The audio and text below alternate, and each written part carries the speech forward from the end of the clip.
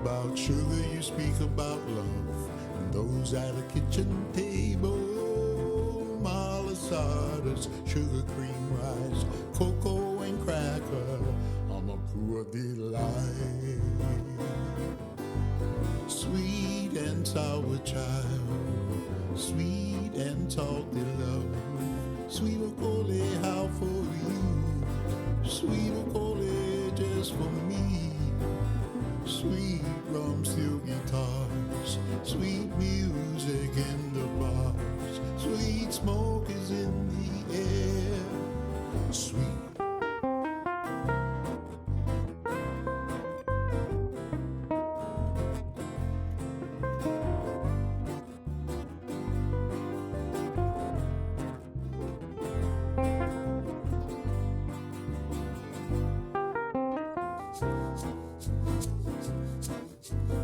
Home sweet home, Hamakua.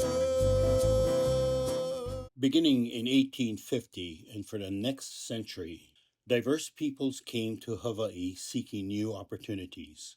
They left behind the challenges of their native lands to take on the hard work of planting and harvesting the island's sugarcane crops. Though they came to work in the sugar fields, many found their way onto cattle ranches, dairy farms, coffee lands, and macadamia nut fields to support the growth of a multifaceted agricultural economy across the islands. From the early days, the many small plantations dotting the landscape were the largest employers, providing jobs that contributed significantly to the island's development. Though the plantations struggled with droughts, floods, lack of labor, trade restrictions, and scarce resources, they maintained an important place in Hawaii's economy. Nearly 385,000 workers from around the globe came to Hawaii and shared the challenges of isolation in the middle of the Pacific.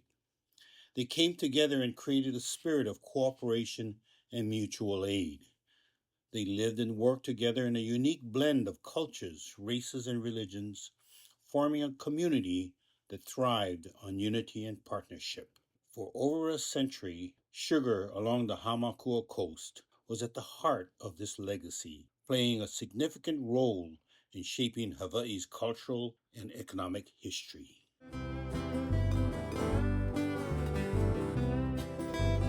Well, there's been tremendous changes in this business since I've been associated with it. Most of the cane was still cut by hand when I first came here, and a lot of the field operations were still by large hand gangs. This has been completely changed, and we're a highly mechanized operation. I think that there's been tremendous technological changes during this period, and I think probably right now we're doing more in this area of improving operations, technological improvements than at any time in my whole career. I find it a most exciting time.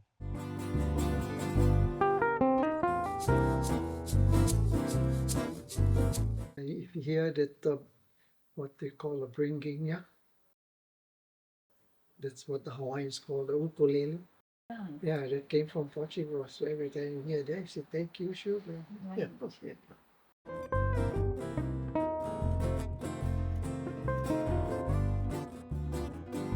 My mother and I arrived in Hawaii in November of 1954.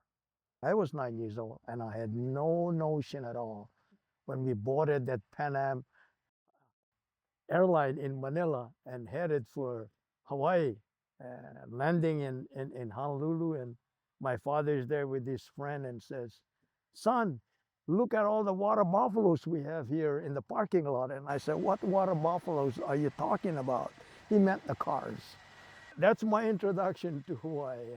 My auntie had introduced my husband to me. So he came to the Philippines and see me. And then when he saw me, he said he likes to marry me. Well, Sakara is kind of like a term that has become synonymous with the Filipino laborers that were recruited to come to work in the pineapple and sugarcane fields of Hawaii in 1906. My dad, he first arrived in Honolulu. He was told by a friend to come to Powillo and work in the sugar plantation. There would be these old men, like cicadas, like older Filipino men. He would room with this older Filipino guy. His name was Lorenzo Almogella. He was so fortunate because he was able to get into a trade, and he was a welder. And a lot of Hawaiian people and people in Hawaii don't know that in 1898, Philippines became a part of the United States there. And at the same time, Hawaii was annexed as a part of the United States. The kingdom was overthrown when Liliuokalani was overthrown in 1893, 92. And a republic is established in Hawaii. The Philippines becomes a colony and is governed by the United States government for the next 50 years until 1946. Early on in the years during the plantation lives, there were separation of camps: Japanese camps, Spanish camps, Portuguese camps, Filipino camps. And the plantation has structured that for very strategic planning. They did not want the workers to be united. If they would strike, they would be striking as a ethnic group. The Japanese would strike, or the Filipinos would strike, or the Portuguese would strike. So it would be fragmented. And that's the reason why they kept them all apart. People came from different ethnic groups. They couldn't communicate, they couldn't talk, because Japanese, they had their own language. The Portuguese had their own language. Filipinos had their own language. But when it came time for lunch, everybody would just sit in a circle and the lunch would be in the middle, and I would try your food and you would try mine, and together. Even though they couldn't talk, communicate, that they would try. That's where a pidgin came in, pidgin English.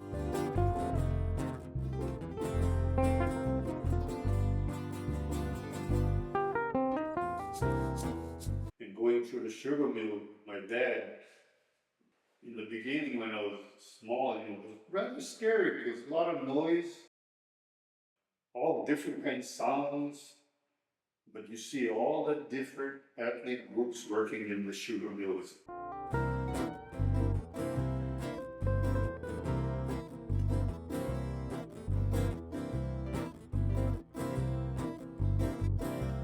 Hamakua Sugar Company wasn't just a company, no? It wasn't just a company. It was a way of life. Hamakua Sugar Company. When you work for the sugar company, they took care of us. Housing, water, health care. I mean, just everything that you can think of, the plantation wanted to help us with. And I remember Leon Thevenin, the manager, saying he just wanted to make sure that the people were happy, because happy people are good workers. Happy families are good workers. We were used to getting a monthly check from the plantation. I mean, they covered all expenses. The benefit was a wonderful one in that patients would go to the pharmacy and they pay $1 for a prescription, no matter what the prescription. And if we sent them to Hilo, to a specialist, the plantation paid for everything. There was no out-of-pocket for the patient. I really appreciate the headwork plantation, because if not, I don't know. My family came, all of them, not one had stayed back. Really? Because of the plantation affidavit of support. Since I work over there, they gave me good affidavit of support.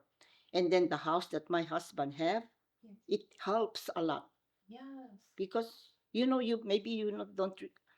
We are 15 in the family, and I'm the oldest. I said, hey, good looking, what you got cooking? How's about cooking something up with me? My name is William Diaz. Everybody calls me Billy. Hey, sweet baby, don't you think maybe we could find those a brand new recipe. Our young days was very, very good. Yeah, because we used to have sugar mill before, yeah. And we used to go down to the sugar mill and, you know, the brown sugar we used to scoop and we used to bring it home and eat the sugar. Yeah, it was good. Good old days. I was born in Pauhau at the Pauhau Hospital because my father worked for the Pauhau plantation, but I was raised in Kappa Fishtail Camp. All of the plantations had their little camps. Hamakua Sugar had Kukuhaili, Camp 8, etc., etc. Pauhau had Hāmākua, Kalapa Fishdale Camp, Kalapa Mauka, Pauhau Mill Camp. Was born at Hamakua Hospital. My dad at the time worked for the sugar plantation. We lost my dad when I was 4 years old. So we lived in the camp, lower camp, below the gym.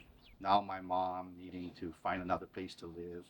So we lived for a little while in Ocala. My grandmother was from Ocala.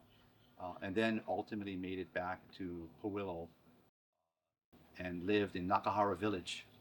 So right below the school here. And I used to be just there.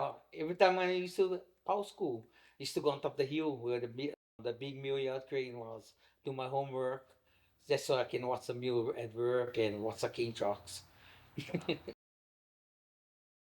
Camp life. I remember camp life, playing around, especially summertime. We go all in the gulches, running down the gravel roads barefoot all day long, playing in the trees, play tree master, all kind. Yeah, riding bicycles too, miles, all over.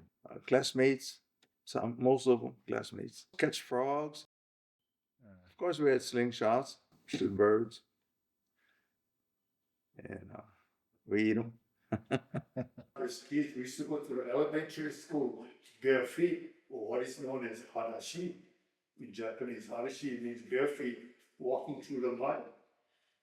The cane truck would be passing you and we run behind the cane truck, trying to grab out the sugar cane from the tree it was recently burnt. And that's the best tasting sugar cane, right from the cane truck. You can get it right from the field. You take it and you didn't have walking, right? Oh, hit it against the telephone post, break it open and chew sugar cane, chew burnt sugar cane, delicious. So my sisters, they raised, helped raised us, raised me especially. I was like between my two sisters and my brother, the ages was pretty close. When it came to me, I 5 years younger than, so I was the baby. Oh, okay. You know what I mean? So they would have to take care of me. So I used to catch the Sanpan bus and I used to go to Hilo. During the war, everything was rationed. She used to send me to go buy materials because my mom used to sew all the aloha shirts like that and the pants for my brother folks. I could buy only 3 yards at a time, stay in line and buy 3 yards of material and come home. I come back, so I go back again. And those days the bus fare was 5 cents. Born and raised in Kukuhaili. My parents was cattle farmers. So as a young child, we learned how to hunt and fish as we were growing up. And it was interesting growing up in Ocala. I remember being about 8 years old, going with my dad down to the sugar mill. Sometimes during operation, but more so when the mill stops operation during the weekends, Saturday, Sunday deal, the supervisors rotated to what's known as fire duty. In other words, go keep watch over the mill, make meetings, nothing happening, especially a fire. And at that time, go out and check the water tanks, make sure all the pumps running, people have water in the tanks. And so I used to tag along with him as a young kid, not knowing at that time I'd be working for the sugar company sometime later in life. After graduating from Honoka, I remember my parents saying, son, we get all this taro land. If you want one, we'll give you one. So I was so proud. I said, yes. 1.85 acre parcel, which had about 10 patches. For 1 year, I harvested taro from that place. I had made only $500. So I told my parents, I think I'm going to work for the plantation. You know, growing up on a ranch, especially being 7 miles up there on the mountain, you learn how to be pretty self-sustaining. The kids were pretty much all multiracial. My mom and dad were very adamant about treating everybody equally. It was kind of post-World War II. The sediments that were created during that time, still, when I was born in the 50s, you know, were still kind of there. And my folks would get really upset if we would use any type of racial slurs. That was always grounds for discipline and punishment. So everybody was to be treated the same. Nobody was any different. That was something that has stayed with me throughout my life. You never need lock your houses before. Everybody treat each other with aloha. My mom would always say that there was a lot of aunties and uncles that kept track of us. So she never worried because she knew that the community took care of the kids that grew up there. Yeah. Right. So, if you were naughty somewhere, some auntie or uncle would see you and say, hey, what are you up to? You better not be doing that. I'm going to tell your mom. Yeah. We used to climb the roof. A bunch of us would climb the roof and walk the roof. We Yeah. played basketball and then we would Climb the we would roof? climb the roof. Now I don't encourage, if any kids are watching this, if you show any video, I don't encourage any of the kids to do that today. Yes. That was not a smart thing for us to do. So I don't encourage it. Please don't do it. I was born down in Haina on the plantation dispensary. In a small park there that we used to play at. It had a clubhouse. Yeah, we used to we used to roller skate in the clubhouse.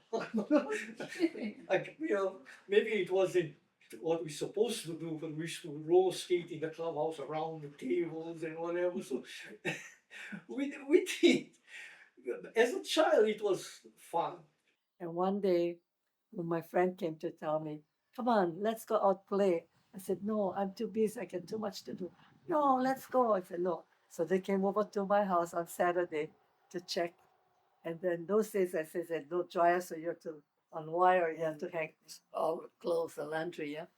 And they counted, wow, there's 30 something pants, pair of pants, because with my father, it would be 7 of them. I think it was 36, and they had 72 aloha shirts all hanging. And I had to iron all that up. So I had a hard life. But then that's why I became a more mature child, I guess, because of the responsibility. Yeah. I love the sport of basketball. When I was growing up, I was in the county yet. The plantation used to own the gym. So the gym was always open. So we used to be in the gym from maybe 6 o'clock at night to 1 o'clock in the morning, just playing basketball, and we just used to hang out down there. During that times, I remember waking up and going out of the house, no eat breakfast, nothing, just go and play. And all we ate during the day was guavas, but there was, we didn't come home till nighttime, and our parents didn't care, not say didn't care, they cared, but they didn't worry about us because they knew the community know where we stayed. When we were little, with my grandmother and all my cousins, the Bautistas and the Panelos, and we would walk up to church and we'd go to Kalapa Church, where the Kalapa Church was. We would walk across that gulch area. Pauhau had the first singing bridge. We would cross the singing bridge, and Raposo used to live in the corner. We'd pass their house, and then there was a gulch going up, and there was a road, and we walked all the way up to the church, barefooted, carrying our shoes in our hand so we wouldn't get it dirty. Then when we got to church, we put our shoes on. I decided to become a nurse. I hated needles and I still hate needles till today. My whole thing was I want to be the type of a nurse that's going to give a shot the way I'd like to receive it and take care of people the way I want to be taken care of. I'm the youngest of 7. I have 5 brothers and 1 sister, and all my brothers worked on the plantation. Real fun, real fun. Growing up was real good. Like any other kid, you would go swim down at the gulches, come up, get scoldings. Nothing. You get lickings. You go back down the next day. When we were little and raised in a plantation camp, there was no TV. We only had a radio. So we had to kind of make our own playthings. I remember my brother taking a whole chicken breast, and he made a sailboat out of it. A little tiny toy sailboat, and we'd go down to the gulch and float it around in the gulch in the pond. Or you know how the houses were, they were off on stilts, and so therefore we would go and play under the house, Yeah. you know, Oh, with yeah. with homemade trucks. Yep. And just play games, yeah. Or climb trees like little monkeys. I just said love the plantation. I mean, my dad always used to talk about it, and then most of my friends, everybody, it was our whole life. When we used to go to school, right there in Hāmākua school, they used to burn cane right on the side, and then the cane used to go all the way up to the highway by the old infirmary. There was all cane fields before. Had these guys come to Hamakua school, and they would recruit us for National Guard. And they said, if you go to that class, you're free lunch. For real, I go for a free lunch. And the next thing I knew, wow, I took a basic training.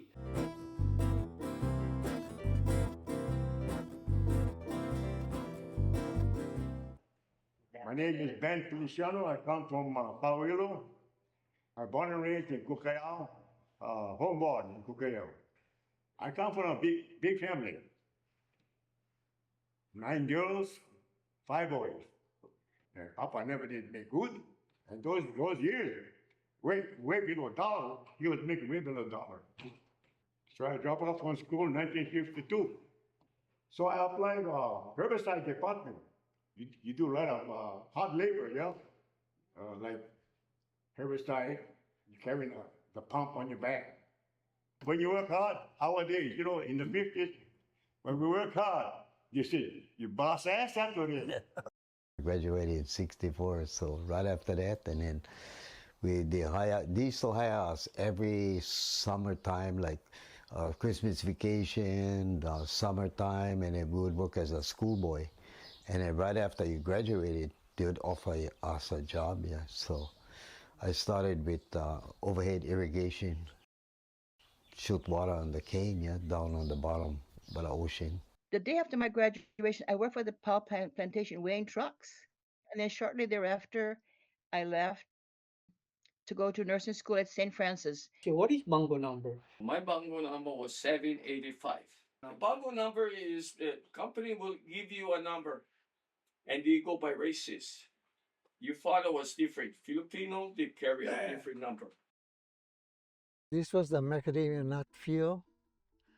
Yeah, field 15. All of this was macadamia nut outside of the road. 50 cents an hour, 5 cents a pound. We used to scale them, and then we'd get somebody to, you'd fill up your bag, you sew, everybody would fill them up to the top, and they would sew them closed. And then they put your tag, your bongo number, and when they would scale them, the supervisor would just rip the tag. But then after he did that, you know, those nuts were hard to find, you know, when it was nut season. So after he scaled those bags, the other guys would come in and they would steal them and take them to their line, you know, they had lines, and put their tag on it. Put a new tag on it. Yeah, so he would scale maybe the same bag 3 times.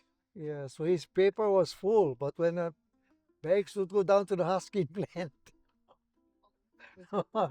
Yeah. Ben, what was your bongo number? I had 2. My first bongo number was 385, yeah?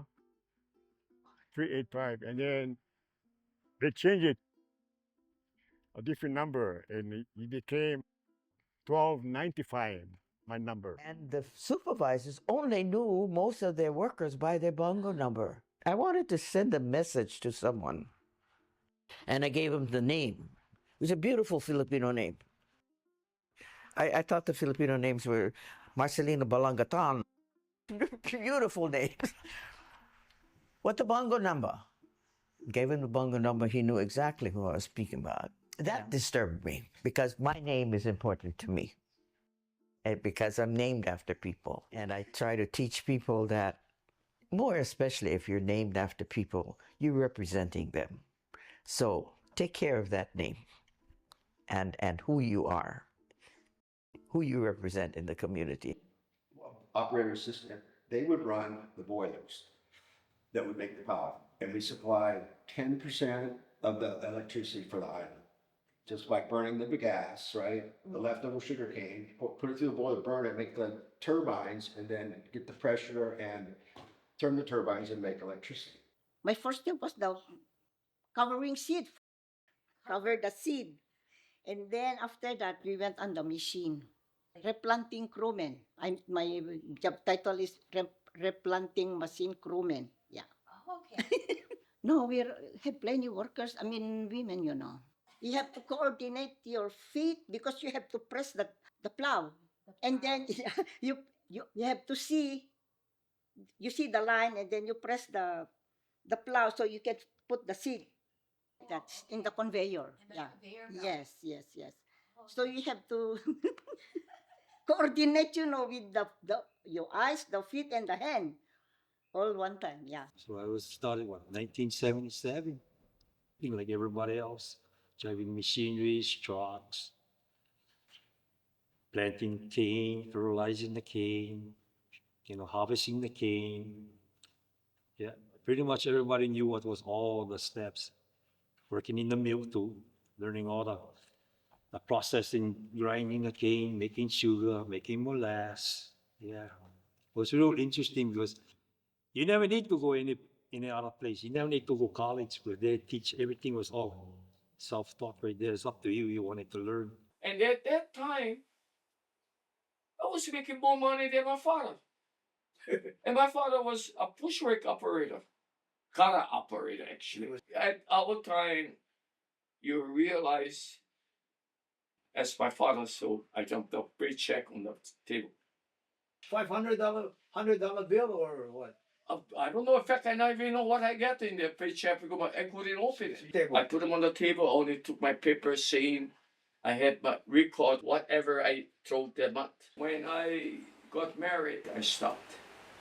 Formulated the whole business model of this plantation, slaughter plan, rendering plan, connecting it in with the plantation, using the plantation's water sources, power sources, doing the trucking of hauling sugar to the pier, back hauling the barley to the feedlot, cutting the cost and trying to make it as economical as possible.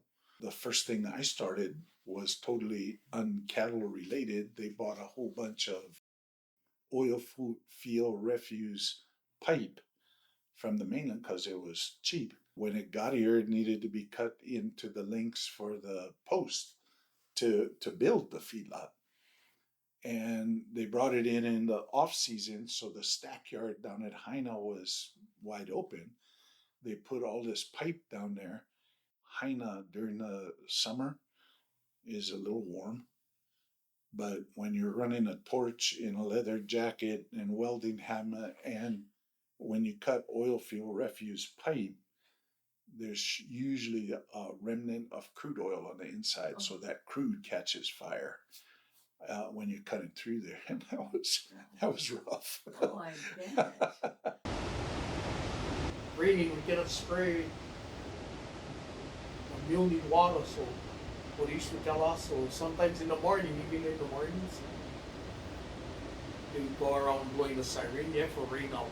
They would be hey, we work today. And sometimes they take a break, and after that, 2 minutes later, the phone ringing, ding, ding. And we knew already what that phone call was, because we would be calling 4 o'clock in the morning. Hey, come on. Yeah, this so and so. Like work. Yeah, okay. And we would go. There's so much water coming in the gouches. There was a big shovel digging hose anything to divert the water from the gulch into the ditch. Because the mill had to stop because the washing in on the water. So yeah, so we'd have to do everything, and we just would work. And in the rain, we'd be soaking wet, but that never bothered us. Actually, driving truck was a really dangerous. Now you think about it, because we have to drive 2, 3 o'clock in the morning, not knowing where you're going. All our routes change every night. So we used to work from Kukahaile all the way to Ocala. Oh, one night, and this one is the one I'm not gonna forget. We was hauling down Cavella Poison House. I park on the top of the hill, and then the loader will load me. So when I go sleep, I mean, we go sleep lunchtime, half an hour, I get for sleep, so I go sleep. When I woke up, it was pouring rain. So I start the truck up and I put the lights on, and then Eugene Supiano, he was the supervisor out that day. He had one flashlight, and then if he put on red thing on top, that means for no come down. But I seen that light going like this, so I thought he told me for come, was telling me for come down. As soon as I released the brake, I couldn't stop the truck already. The thing started for slide. I remember sliding down the hill, and I was thinking to myself, "Oh, I'm not gonna make 'em," because at the bottom of the hill, got one little flat, and then right there, drop off into the ocean. And I remember, honest to God, seeing the ocean water, when the wave hit. And it just at that final moment, the truck can turn. And then, the trailer came right around and it fixed me right back up the hill. Sweet spirit, sing along.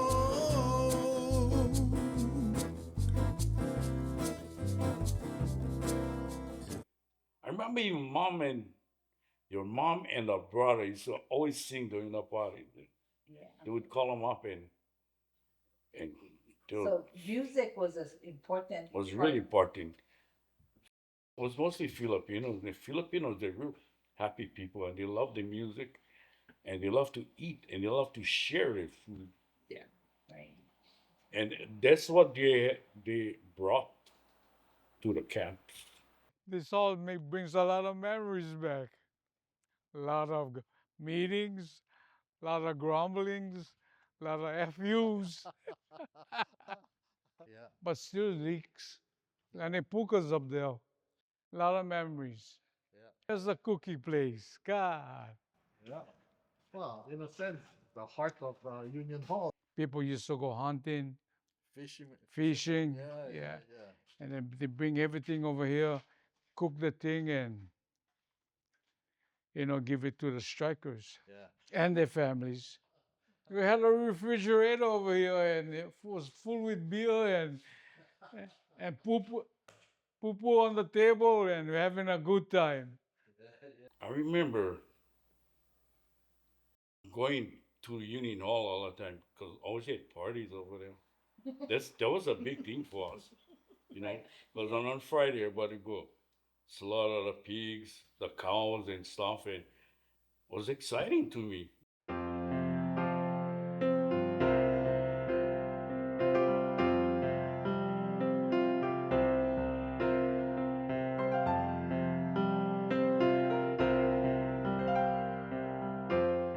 Well, it was a major gamble buying this thing.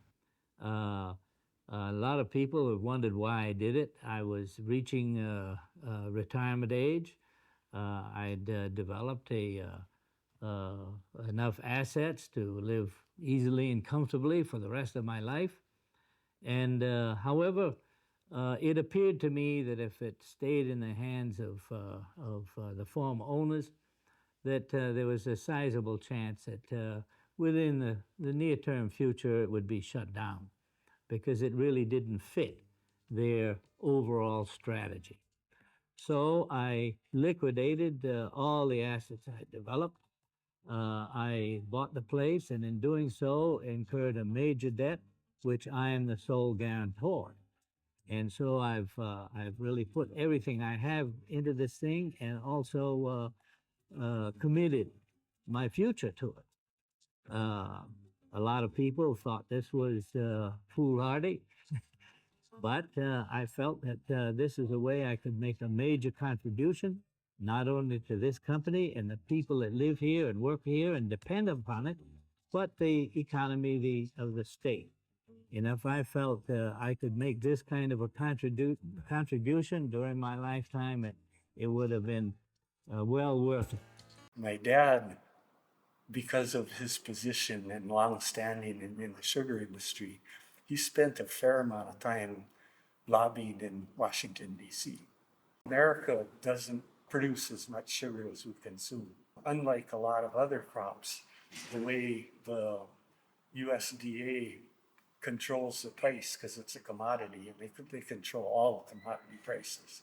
And with sugar, the way they control the price is they every year go around and they interview the producers and try and get estimates on what do you think your production this year is going to be. And then they go around and they interview the industrial buyers. How much are you going to be buying this year? And then they take those numbers and they put them together and they go, okay, this is what consumption is going to be. This is what production is going to be.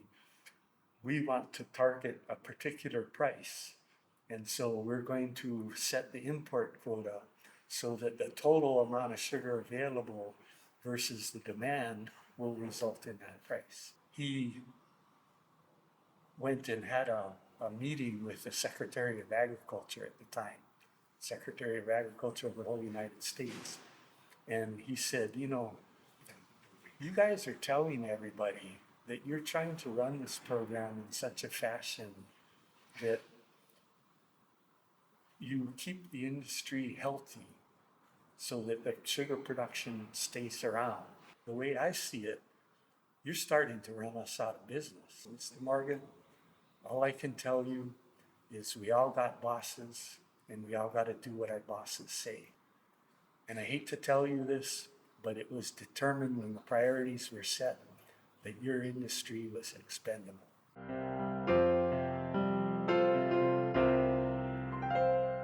During the Clinton administration, there were two treaties that were passed.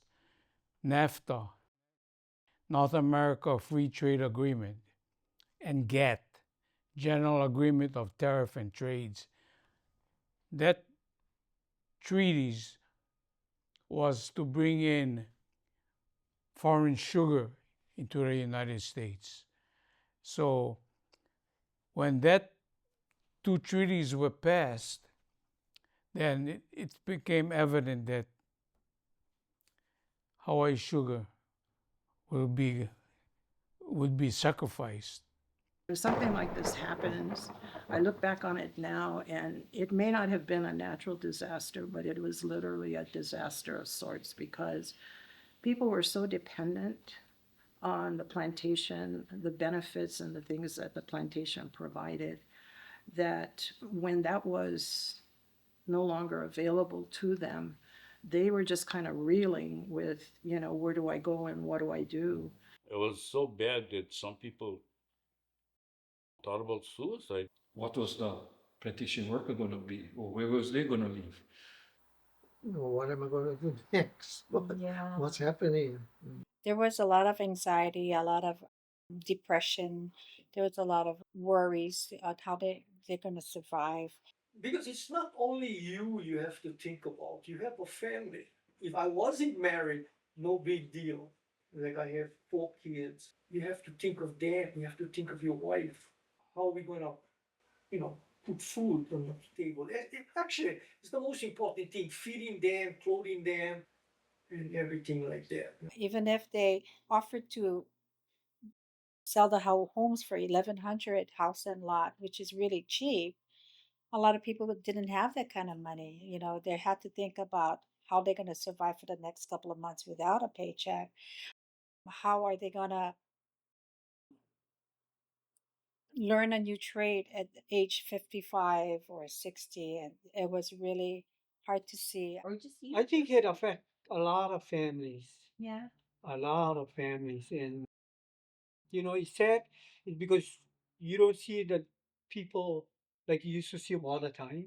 The biggest thing was the plantation stopping because that was the huge main supporting factor for the feedlot. The feedlot saw the end coming on the plantation, and because it's all the same business, the feedlot got shut down prior so that it didn't kind of get caught with its pants down. I said, well, cannot help, you know. So total years I work all my life. I put in 42 years working. Lots of stress and anxiety. In 1994, when the plantations was closing, we only talk about the plantation and the employees that lost their job. But you have to look also at the other businesses that was supporting the plantation, or the plantation was vendors, you know, like Gastro, the buying welding rods, oxygen, acetylene, truck and trailer of Hilo that, you know, supply parts for the garage. But when the plantation had closed, those businesses took a big hit also. Some of the employees had lose their job also. So it wasn't only the plantation workers out of a job.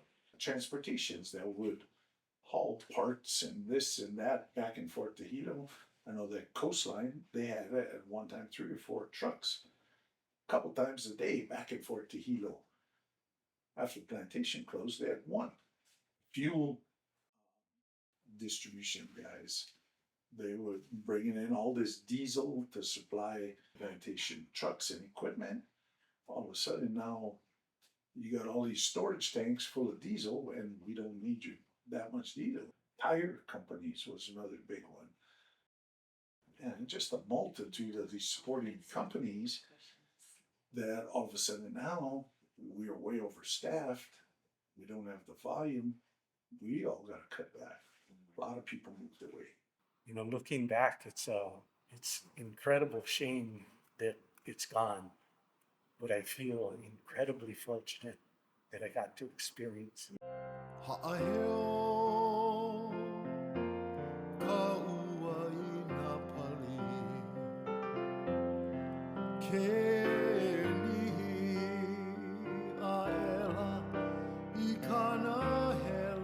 My name is Benny again. I've been working for Hamakua Sugar for at least 19 years and all of my buddies as well. And what we're trying to show here is that we're gonna miss the lifestyle of sugar plantation life and all the ohana.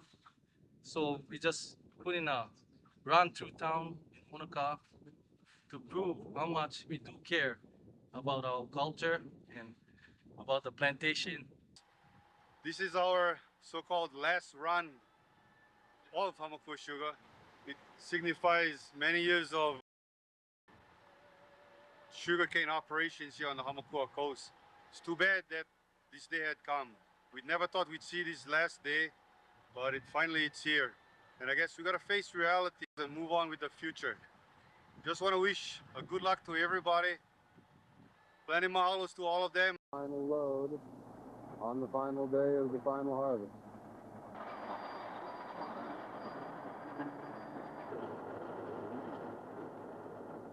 Alfred Martinez. His co-workers call him Fredo. And he's putting the final touches on truck 99, getting it cleaned up,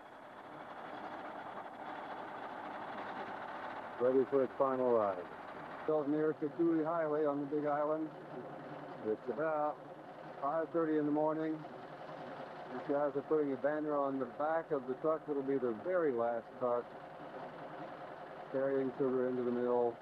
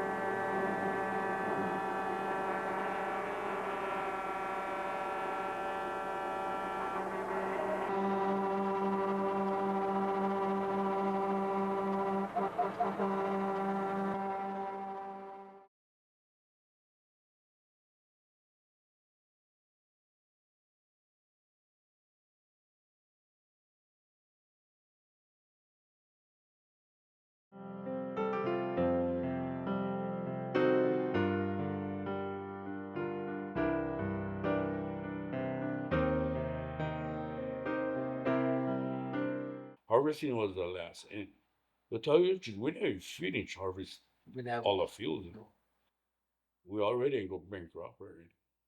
I was the last one to leave the factory. I was the last person for crews all around, make sure no one fire. Everything was all shut down. I locked the gate, the main gate. I never know what to do with the key. It was the worst day of my life, honestly. So 30 years ago today, we all knew what was coming. We did not know what we were in for. We did not know what we were going to do or how we were going to do it. When the closure came, we all know over 400 families were affected. All of us here were affected pretty much. Jobs, the hotels had some, but our guys weren't hotel workers. Some of them were. Some people didn't wait for the closure. Some people left before the closure. And that was fine too. But there was a lot of uncertainty. There's a lot of sadness. And there's a sadness that came upon our town that was unspoken. But it was seen because we all were feeling it at the time. We all knew what was coming. It was coming to an end, our error. So if you look at the plantation, like our mom, she had us under her wings. We paid $40 for rent, $1 per prescription, $1 for a doctor's visit. Everything was taken care of for us. We went into survival mode. We did what we had to do. So all of a sudden, cane truck drivers were in classes to become nurses. Factory utility workers were in classes to become housekeepers, janitors. They did what they had to do. And there was something about belonging to the plantation that brought us together and made us one. And we knew that that was going to be gone pretty soon. On the last day of the final harvest, after the cane trucks went through town, how many of you were there for that last final harvest parade? 4 o'clock in the morning, Hāmākua town had no parking. It was wall to wall with people and families. And we were all quiet because we knew that we was going to see the last cane trucks come through with the last of the cane for the last time. I feel that I literally watched the mill die that day.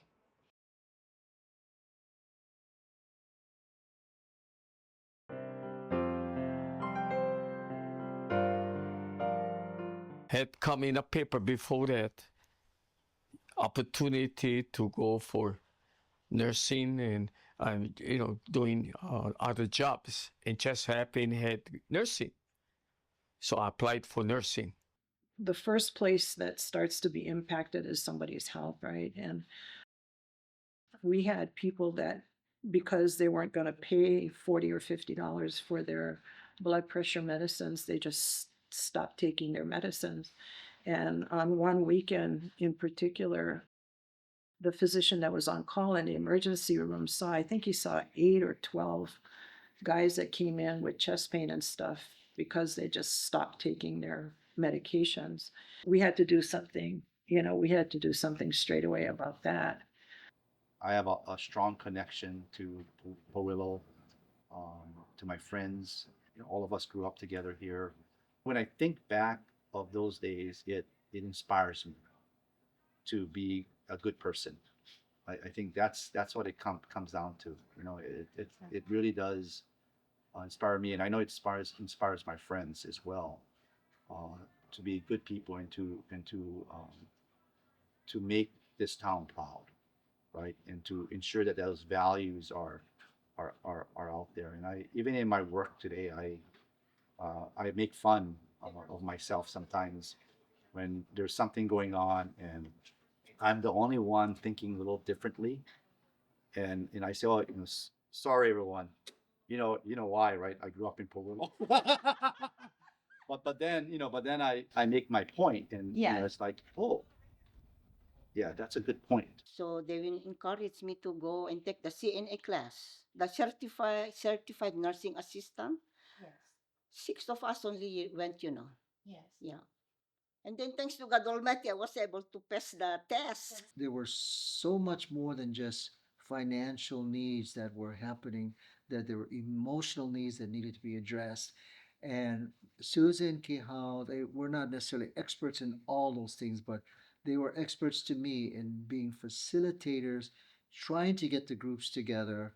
The community was outstanding. It could be dire times, but I found the community to be consistently highly respectful. The one thing that I took out of there that I've continued to carry with me through my entire career is nothing's impossible. So I removed the word impossible from my vocabulary.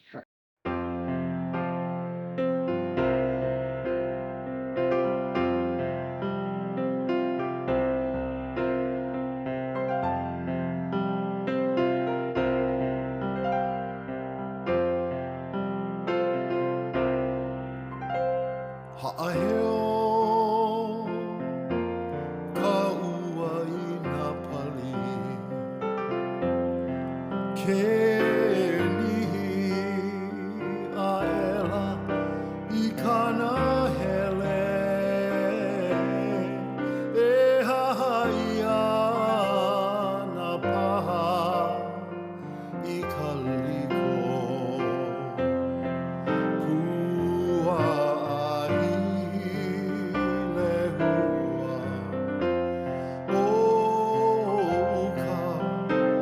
Aloha oe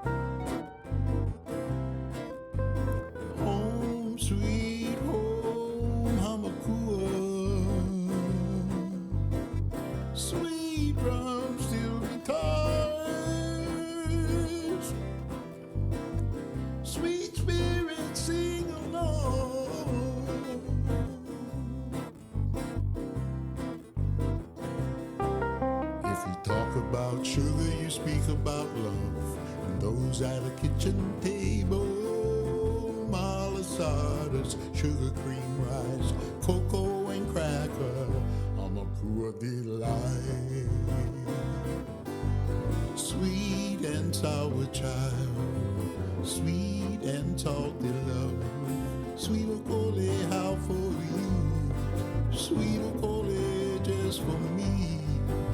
Sweet rum steel guitars, sweet music in the bars, sweet smoke is in the air, sweet.